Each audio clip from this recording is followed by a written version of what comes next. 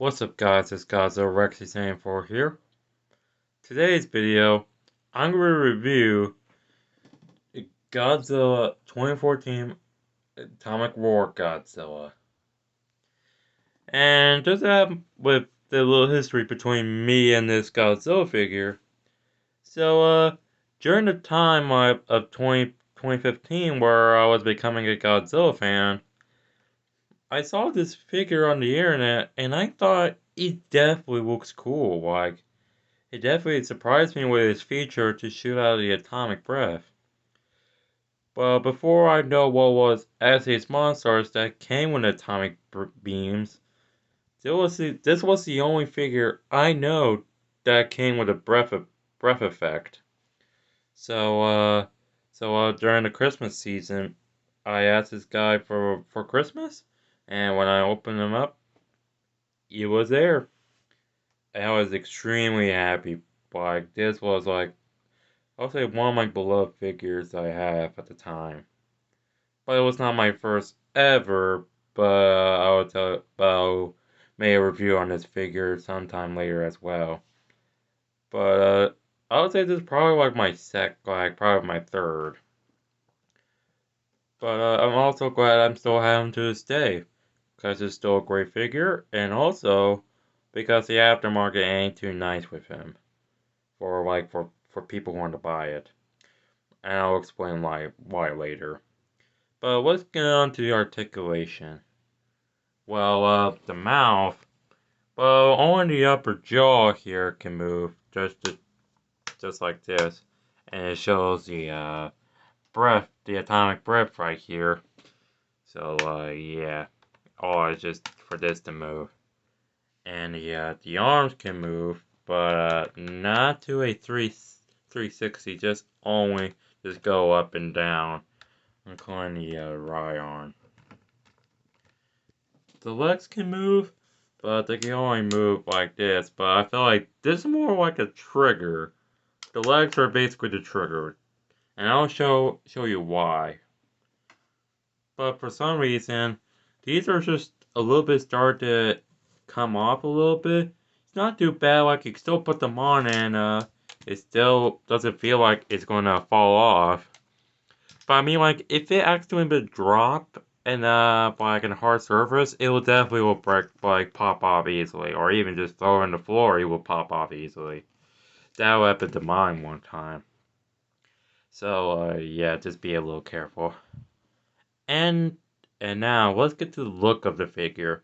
I'll say I love the look of this figure. Like at the time, for me becoming a Godzilla fan in 2015, like it looks awesome. Like I feel like this kind of look movie accurate. Well, that was probably my first time being a Godzilla fan, so I just have to wait till probably like 6 or 7 years to actually know what definitely an accurate figure looks. But I'll say it still looks a little accurate. Like it still looks nice for a Bandai figure. Been sold at like Walmart or Toys R Us, but Toys R Us was there by 2015.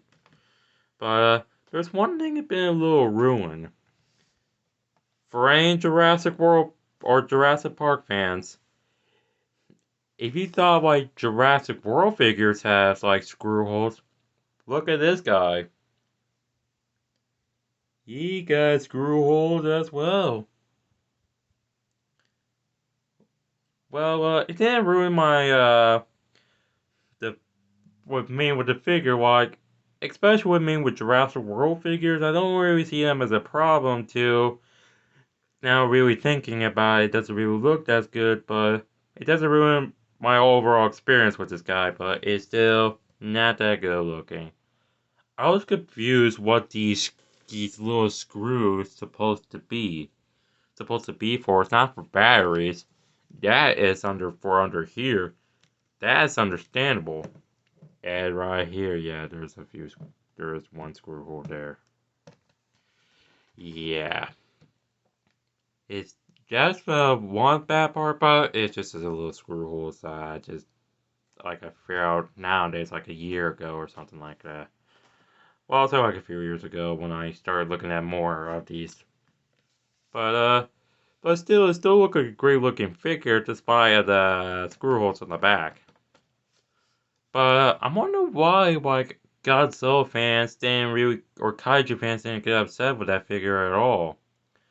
Because, like, when Jurassic World had their figures with screw holes, like, everybody retaliated at them. Sorry, I said that wrong. I'm quite a little autistic. But anyway, like, yeah, they did not like that at all.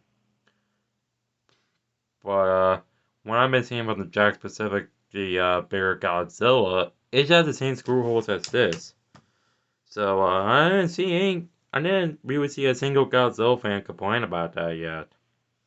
There's maybe some, but I didn't really see anybody complain about it. Like I don't till just recently now. But yeah, overall it still looks pretty good. And here's the effect, like the accessories. Well, it doesn't really come with accessories, but the main selling point of this figure, what it could do is, what I mean by trigger of these legs, if you move his legs like this,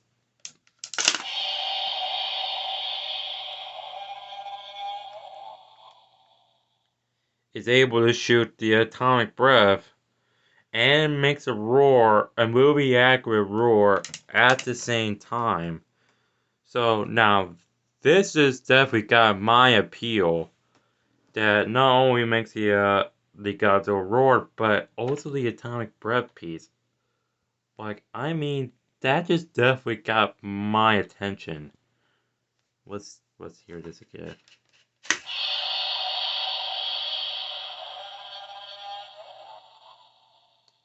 Now that just brings me back to nostalgia of 2015 and 16. And yeah, I really love that. So, yeah. Overall, this is not a bad figure. Like, I know some do not like the figure, but I technically do love this figure. Like I thought the accuracy looks pretty good. Like, well, a little good, except for the screw holes on the back. But yeah, it still has like a nice articulation. And I know some are not gonna like that limited articulation, but it wasn't really supposed to be like that. Since the main thing about this guy that he was gonna his legs are gonna be moved are able to shoot out the atomic breath, and that's what made it released.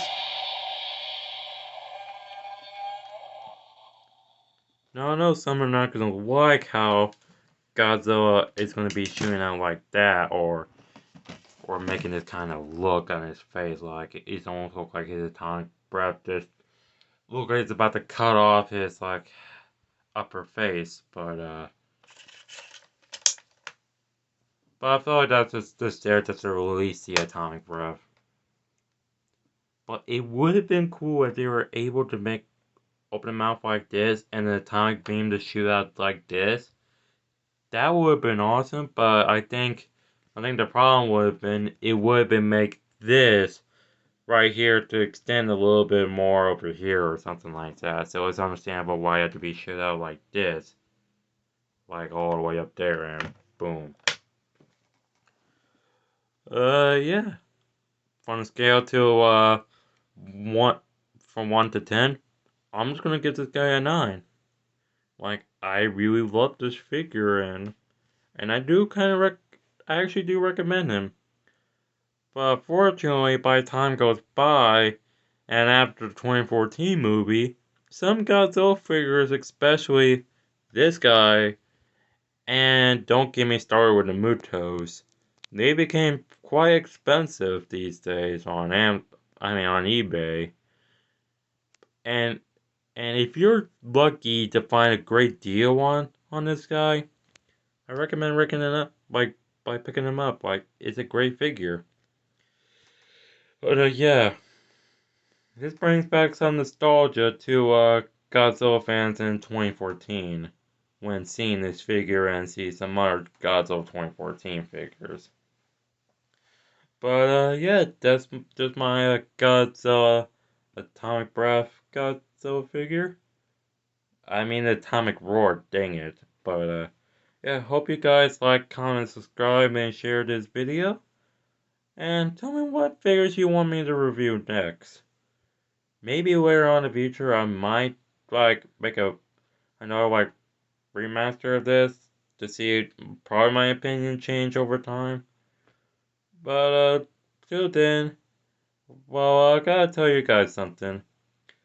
Tomorrow's video is going to be my last video for now, since after this I'm going to be taking a break since I made a lot of videos lately, and I started running out a little bit of ideas since there is some I want to do, like do some Godzilla reviews like this. But unfortunately, due with my video right now, it kind of makes me want to save those videos till I get like till the videos looks a little bit more better, and I get a bigger following with me right now. Till those stuff happens, that's what I'm gonna be basically doing. But I'll make sure to still make great videos as I can.